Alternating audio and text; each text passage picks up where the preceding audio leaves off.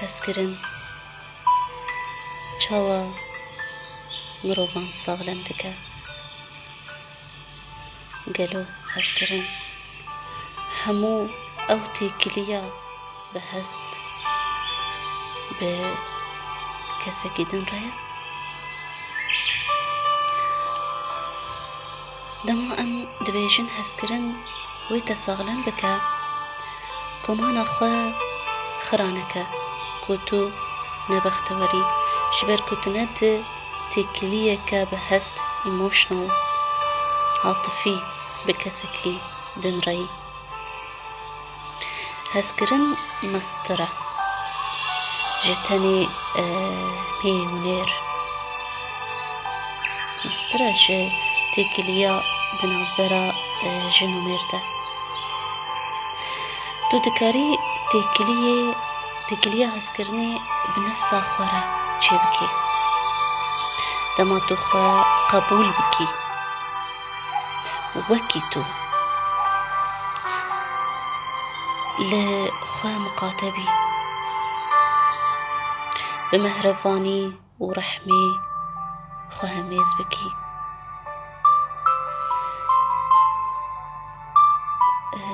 Lê nexî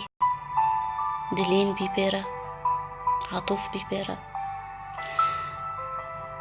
أو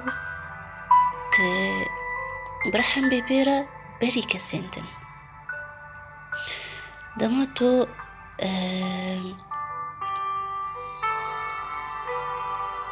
بدستي خوا بطبطبة دستي خوا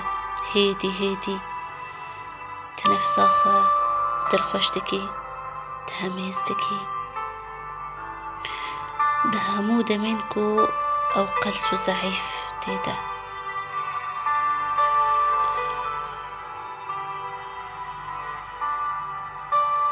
دەما تو دەم ددی ڕحی خوا و لێ گوهداری دکی وەکو تو بمردی دەمی خوا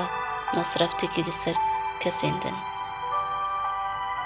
تو دکاری تێکیلیە هەستکردنê bi gulan re ava bikî bi çivîkan re bi rokê çiya û ezmana re tu dikarî hezkirinê van re çê bikî bi hemû tiştên ku hatine afirandin xulqandin ji bo te ji bo xizmeta te bikin û jiyana te hezantir bikin û yên ku hezkirina xwe didin te bêhî tu ha ji dana wan bimîne erê gul çivîk rok çiya ezman hezkirinek bê hembir didin te tu ha ji vê hezkirinê dimînî gelo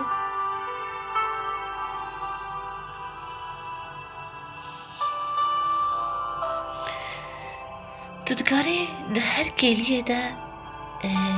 têkiliyên bêdawî ava bikî ji hezkirinê bi hemû tiştên li dora xwe re tenê niyet bike ku tu hezkirinê bikî û rêyekî ji kesên din re ji hemû afînnerên